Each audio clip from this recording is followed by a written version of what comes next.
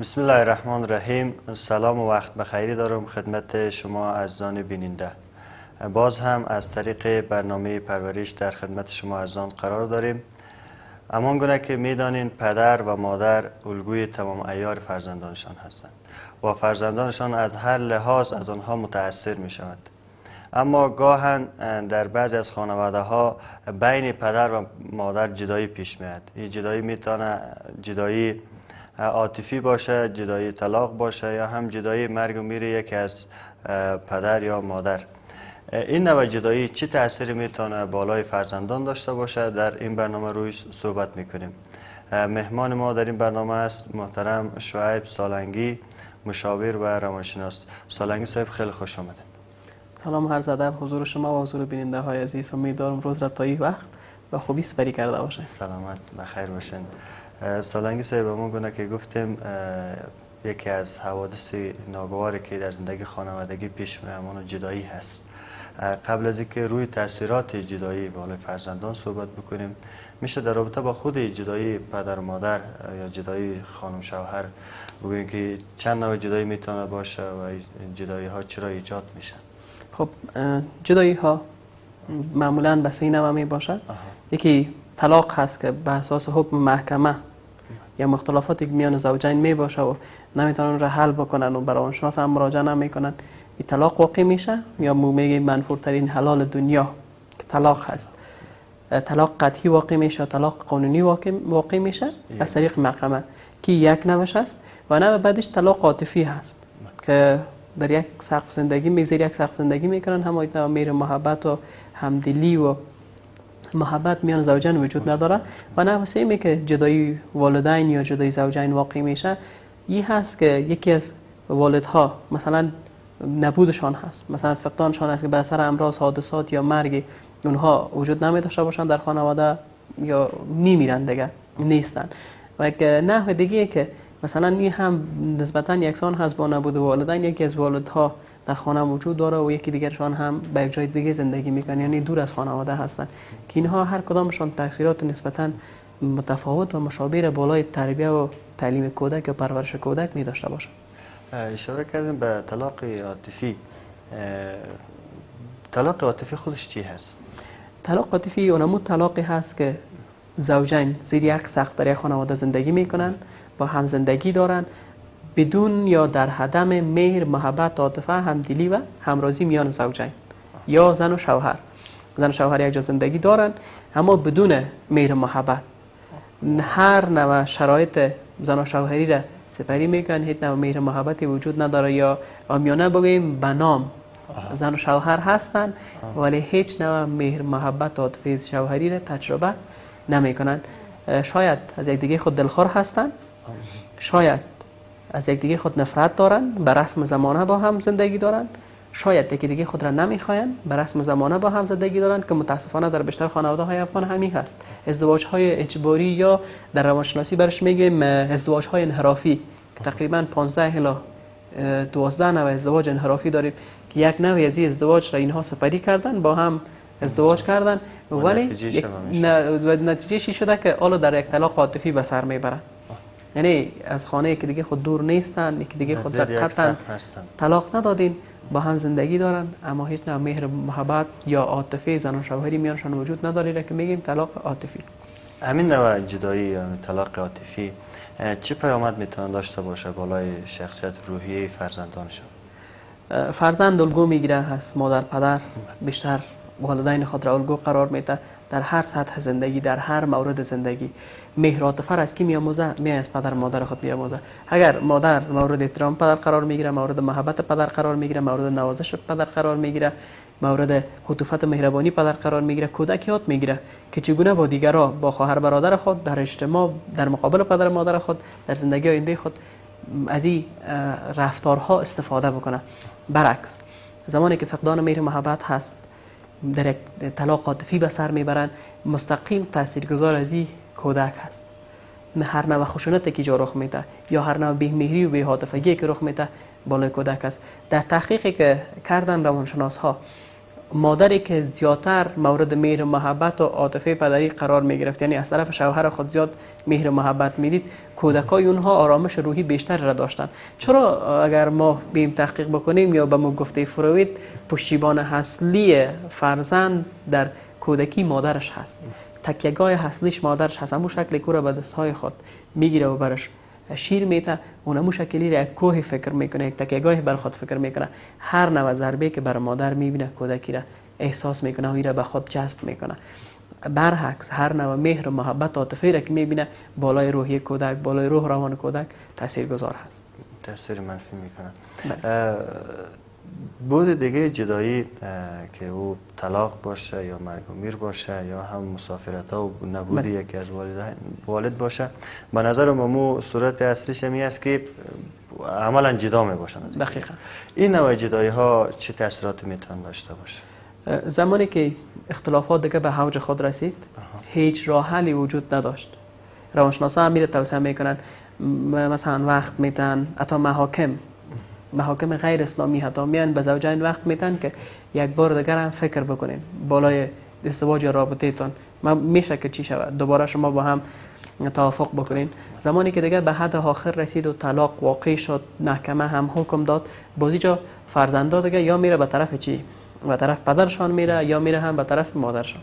زمانی که فرزند میره به طرف پدر خودش در یک حالت ناهنجار روحی قرار داره، چون با کسی که یک شاید حتی یک دهه عمر خدا یا چندین سال عمر خدا با یک کسی سپری کرده، دیگه از او جدا شده.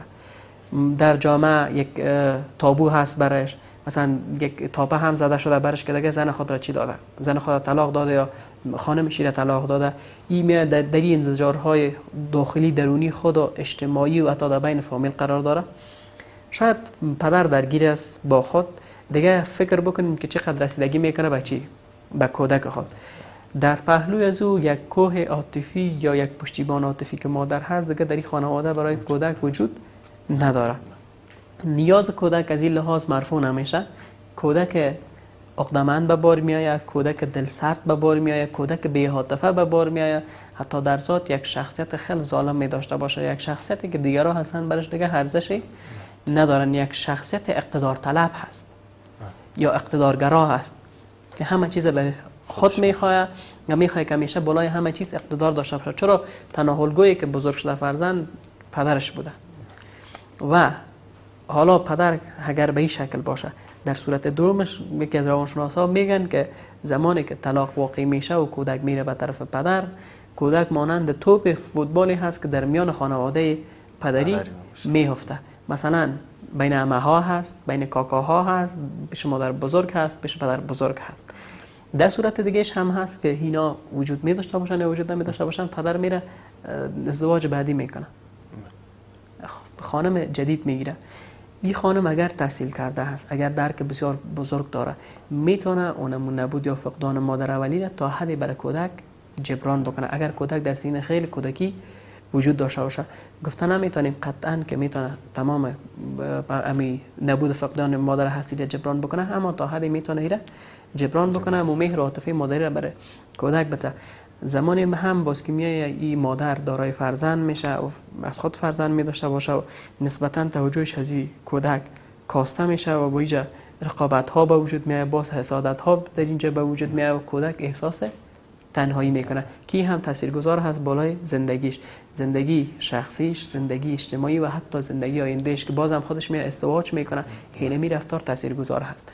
اگر کودک ما میان والدینش طلاق ایجاد شد یا طلاق واقع شد، طلاق قانونی، و کودک رفت به طرف مادر، کودک دیگه شخص وابسته هست به مادر، شخص وابسته هست. درست است کودک زندگی میکنه اما بدون حمایت یا سپورت عاطفی، معنوی، مادی و اقتصادی پدر.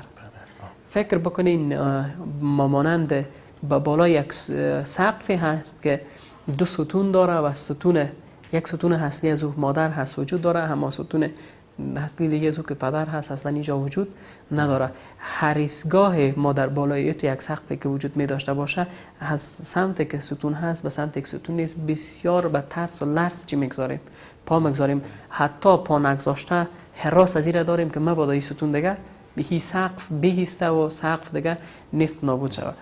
به نمی شکل کودک الگو یا نبود پدر را تا حد میتونه جبران بکنه بس محبت ماماهای خود، تا حد میتونه جبران بکنه مثلا پدر بزرگ مادریش هست یا هم خالش هست یا مادر بزرگش هست، تا حد کودک دیگه در اونجا رفت به میدان فامیل پدری و در اینجا هم میای کودک توپ میشه به میدان فامیل مادری خود که در میل از اینها دیگه در چی است، در تقسیم هست، یکی به دیگه و یکی به دیگه ایره پرت میکنن و میره و شاید خانواده هست که میره محبت را برش میتن. اما تاکید میکنم که هیچ کسی مهر و محبت و عاطفه پدری را دادن نمیتونه به جز خود پدر و هیچ کسی مهر و محبت عاطفی و معنوی یه مادری را برای هیچ فرزند دادن نمیتونه به جز خود مادرش. ما دیده باشیم کودکایی را که در پرورشگاه ها چی میشن، بزرگ میشن، درست است، خوب غذا برشان مساعد هست، درس برشان مساعد است، تعلیم تربیت همه چیز برشان مساعد است، اما ببین زمانی که با اونها میشینین جلسه میگیرین، من حیث یک روانشناس خودتان احساس میکنین چی فقدان، چی کمبودی در زندگی کودک وجود داره، در صورتی که ورزیده ترین استادها در چی هستند، در پرورشگاه ها وجود داره، از هر نوع امکانات هم بر از اونها مساعد هست، اما نبود یا فقدان وجود پدر و مادر را در زندگی از اینها ما میتونیم احساس بکنیم، از شخصیتشان میتونیم احساس بکنیم، از طرز رفتارشان میتونیم احساس بکنیم، از الگوهایشان میتونیم احساس بکنیم، از اهدافشان حتی ما میتونیم احساس بکنیم. اگر پدری در یک خانواده وجود داره، فرزند الگو میگیره پدر خود، قهرمانی پدر برش الگو هست، شجاعت را از پدر خود میآموزه الگو هست، مثلا صداقت را از پدر خود میآموزه، روابط بیرونی و روابط اجتماعی را کودک قبل از اینکه بره به مکتب از پدر مادر خود چی میکنه میآموزه. زمانی که یک فرد وجود نداره ایجاد خلا هست، اینها را باید یاسکی یاد بگیره، یاسکی بیاموزه. و سپورت تر یا پشتیبان اصلی میگه پدر خیلی ضعیف باشه، پدر مثلا مریض باشه، پدر خیلی کهنسن بوده باشه، اما در یک خانواده باید پدر وجود داشته باشه. اینقدر تاثیرگذار هست بالای فرزندها و چی خاصه که کودک باشه، او تاثیراتش 10 چند حتی 100 چند بالای کودک وجود داره. خانواده هایی که در غرب زندگی میکنن یا خانواده هایی که در کشورهای دیگه زندگی میکنن، حتی زمانی که طلاق هم میگیرن باید اونها بعضیش یک پروتکل باید امضا بکنن که درست است جدا میشن، اما در تربیه و پرورش کودک که اون معاطفه را که باید برای کودک بتن حقش هست را او را باید برش اهدا شود، به نحو تمثیل میکنن تا زمانی که کودک به یک سن میرسه که درک میکنه، باز بعد از این میتونه پدر و مادرشان قطعا از هم جدا شون یا برن هم جدا زندگی بکنن. بسیار تشکر. بیننده های عزیز، بعد از یک میان برنامه کوتاه دوباره برمیگردیم.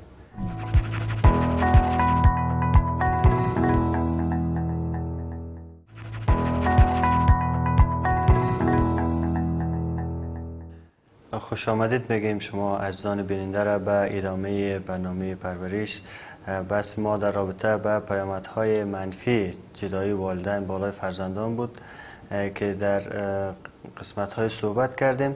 حال میرسیم به اینجا که سالنگی صاحب تاثیرات بیشتر گفتین بالای کودک‌های خردسال بیشتر میباشه از بزرگسالی از لحاظ سنی.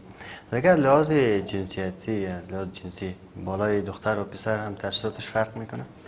تحقیقاتی صورت گرفته 50 خانواده‌ای که از هم جدا شده بودن و یا هم طلاق گرفته بودن، طلاق قانونی البته، بیشتر تاثیراتش که بود سنین 12 تا 15 ساله یا از کوچکتر، بیشتر بالای فرزندهایی که پسر هستن یا جنس مذکر هستن تاثیرات سوی از این بالای از اینها وجود داشت و بیشتر اختلالات رفتاری را از این فرزندهای پسر ما مشاهده میکردیم.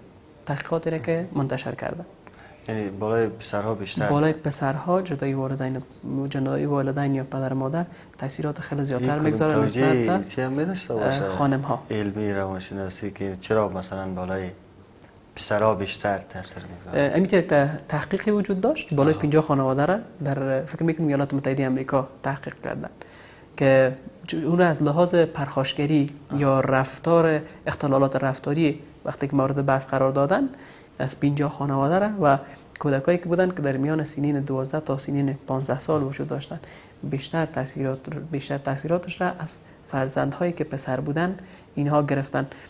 چرا بیشتر اگر بیایم فکر بکنیم نسبتاً دخترها یا دختر خانمها با خود چی هستن؟ با خود فرو رفته هستن و بیشتر اونم رنج و دردی که هست تا که بیاین بروز بتن با خود چی میکنن؟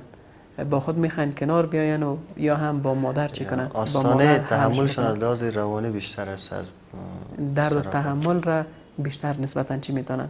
جذب بکنن یا هم تحمل بکنن.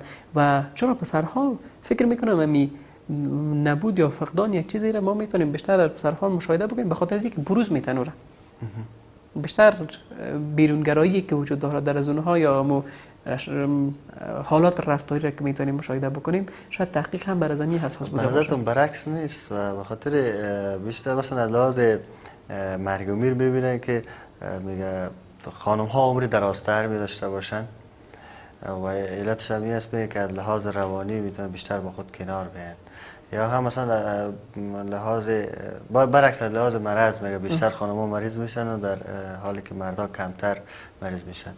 یعنی هدف بیست که انمی فرو برعکس نیست بیرونگرایی زنها مثلا بیشتر اونها با خواهرخوانده هایشان یا با همداراشون بیشتر صحبت یک مسئله هست که توافق هست و یک مسئله هست که تحمل بار روانی هست.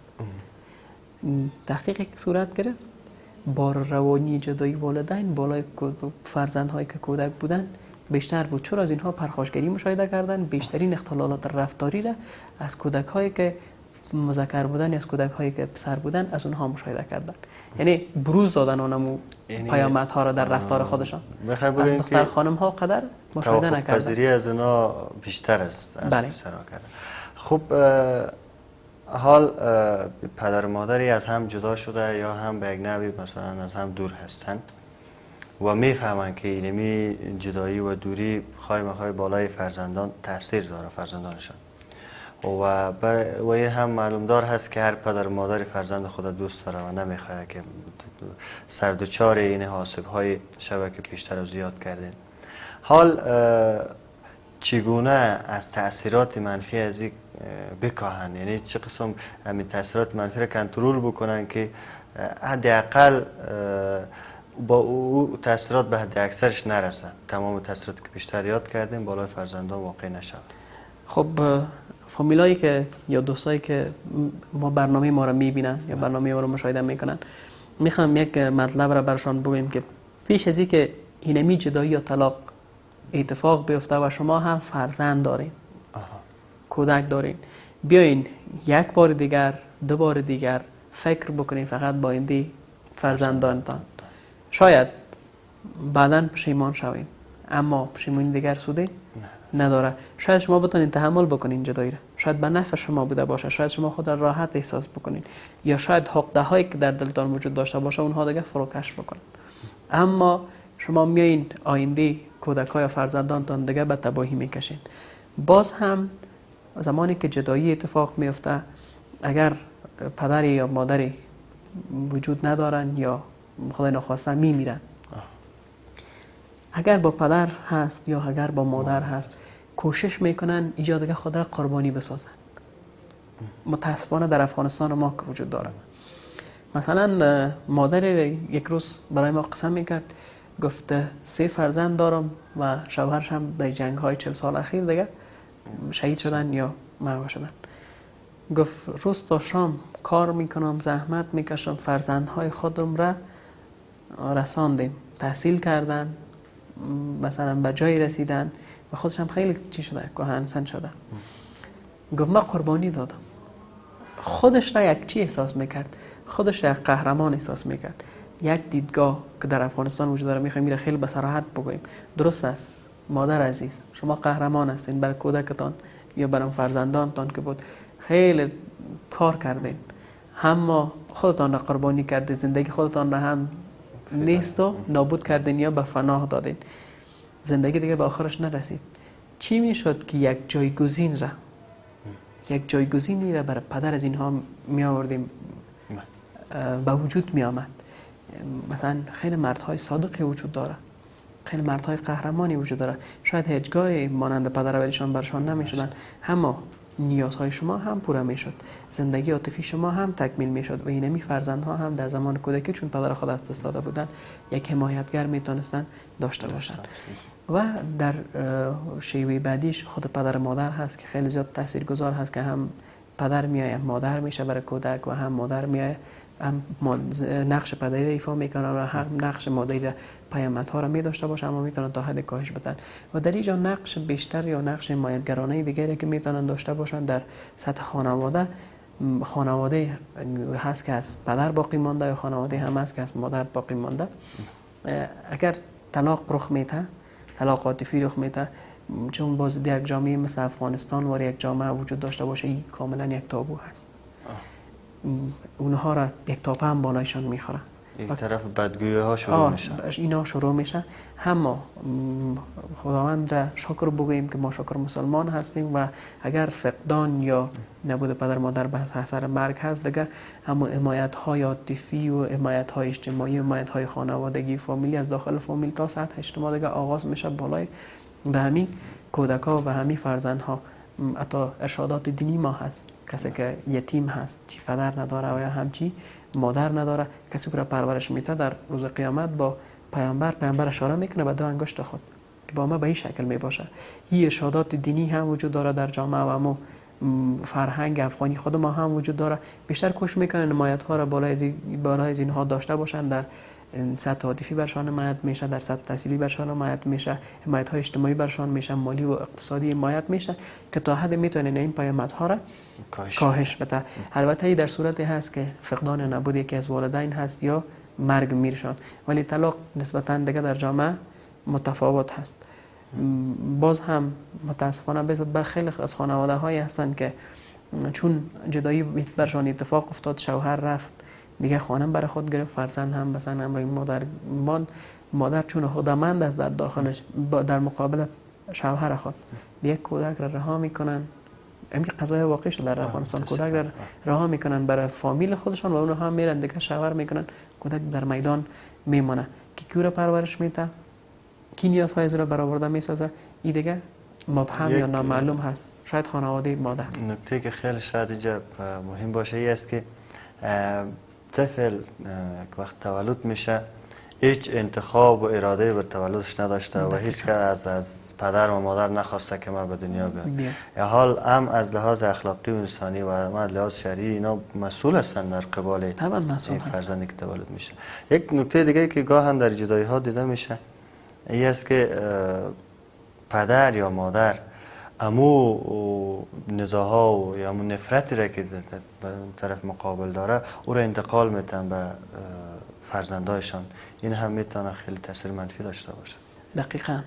ببینین چون پدر دیگه از مادر جدا شده، هر ریسکاهی در گوش کودک آهنگ هایی هست به علیه مادر، آهنگ هایی هست بر علیه خانواده مادر، آهنگ هایی هست بر علیه کسایی که با مادر چی هستن؟ وابسته هستن. برعکس اگر کودک با چی است؟ با مادر زندگی میکنه، هر ایستگاهی در گوش کودک عوض مهر محبت و عاطفه آهنگ هایی هست بر علیه پدر، آهنگ هایی هست بر علیه مادر، بر علیه خانواده پدر و آهنگ هایی هست بر علیه کسایی که با پدر رابطه دارن. حتی کودک در حدی میرسه که به جنسی که از او طلاق گرفته مادر یا پدرش و با او زندگی میکنه بر جنس مخالفش، حتی در مقابل از او دمن میشه. مثلا با کودک زندگی با مادر زندگی میکنه، اینقدر بعد شنیده از پدر یا از جنس مذکر که از همه از اینها دیگه نفرت می داشته باشه در زندگی خود. برعکس اگر با پدر خود زندگی میکنه. یک مسئله خیلی جالب را میخوایم اینجا بگوییم که این قدر بار عاطفی داره، مثلا پیامدهای خیلی زشت، پیامدهای خیلی بد داره که حتی کودک تا سن پیری خود دیگه اونا رو فراموش نمیکنه. برعکس اینمی کودک باعث مانع خیلی از جدایی ها در میان مادر پدر شده. اینمی کودک 100 جدایی ها یا یک مانع بر جدایی های والدین در میانشان شده. چی عاطفی بوده، چی طلاق قانونی بوده و یا هم چی جدایی هایی بوده که کاملا زندگی خود را دیگه ترک کردن، یکی به یک طرف رفته و یکی هم به طرف دیگه رفته. البته در خانواده هایی که درک وجود داره، خانواده هایی که ارزش کودک را درک میکنن، خانواده هایی که با آینده فرزندان خود فکر میکنن و خانواده هایی که برای با آینده فرزندان خود فکر میکنن، آینده خانواده، اجتماع، حتی با آینده کشور خود فکر میکنن. بیشتر گفتیم پیامدهای سوء شکل تا چی شکل هست. یک نکته در این قسمت صحبتاتان که اینی که از یک فهم و درک خیلی بالا منشأ میگیره که حال به هر حالش ما ازدواج کردیم و فرزند هم تولد شده و اینکه ما با هم جور نمی مشکل خود ما نباید تصمیمی را انتقال بدیم به کودک. اما یک نکته شاید قابل یادآوری باشه که اگر قبل از ازدواج یا قبل از تولد فرزند مشکلات وجود داشته باشه، این بگاهن میگه که فرزند با وجود آمد از بین میره. یعنی همیشه چنین نیست. نه طبعا. اینه چرا میگن که امی یک گپ نسبتا عامیانه واری وجود داره، عامیانه هست طبیعتا در جامعه افغانی وجود داره. اینه به خاطر از این میگن ببینین اگر یک فرد مجرد هست، یک حرف عامیانه وجود داره، میگن زمانی که ازدواج کرد خوب میشه، یعنی مسئولیت پذیر میشه، در قبال خانم خود مسئولیت پذیر میشه. و زمانی که ازدواج کردن اگر خوب نبودن، میگن زمانی که اینا چیشن فرزنددار شدن خوب میشه. منظورشان نیست یعنی زمانی که کودک به دنیا آمد، مهر و محبت عاطفی پدرانه یا مسئولیت پدرانه شاید بالای تاثیرگذار شود و یک شخص کاملا ایدئال و یا هم شخص کاملا سالم شود و مسئولیت خود را درک بکنه. تا حدی طبیعتا عامیانه هست و خیلی هم اگر از لحاظ تخصصی بحث بکنیم، خود مرحله پدر شدن یک احساس و یک عاطفی خیلی عمیق را برای فرد میته و همین شکل احساس مادر شدن که این را هیچ وقت دیگه تجربه نمیکنن. مثلا کسایی که پدر شدن یا فرزند دارن، از اونا که پرسان بکنیم میگن اینطور یک احساس را هیچگاهی ما چی نکرده بودیم، تجربه نکرده بودیم. این نسبتا تاثیرگذار هست بالاشان. نکته آخر می که تا وقتی که از لحاظ روانی و عاطفی آماده ازدواج و آماده فرزنددار شدن نیستن، به این امید نبندن که وقت فرزنددار شدن همه مشکلات حل میشن. دقیقاً. و باشن که گپ جالبی را بگویم در خانواده های افغان فقط امو نسبتاً دیدن که سن مساعد شد تا حد فرزند پسرشان یا دخترشان رسید، دیگه اونها به ازدواج تن میتن یا میخواین اینا را ازدواج بکنن که بدون مشورت با روانشناس ازدواجی که میکنن طبیعتا ازدواج انحرافی میباشه. و بیشتر خانواده هایی که در افغانستان ها ازدواج های صورت به نام عشق و ازدواج میکنن که کلا وابستگی است که باید مشاوره بگیرن تا به عشق تبدیل شه و برن ازدواج کنن و شرایط ازدواج را باید درک بکنن و معیارهایی که بر ازدواج وجود داشته باشه اینا را اگر روانشناس ازشان تشخیص کرد تن به ازدواج بتن، اگر نکرد تا زمانی که تشکیل نمیشه دیگه لطفاً ازدواج نکنن. خیلی ممنون. بله بیننده های عزیز، بحث امروزی ما روی پیامدهای جدایی والدین بالای فرزندان بود که یکی از نکات خیلی مهم این است که قبل از ازدواج و قبل از فرزنددار شدن باید پدر و مادر با هم کاملا آماده ازدواج باشن، یعنی همون معیارهایی را که از لحاظ روانشناسی و شرعیش مورد نظر هست باید آماده باشه. تا برنامه دیگر که خدمت شما از آن قرار میگیریم، الله یار و مددگارتان.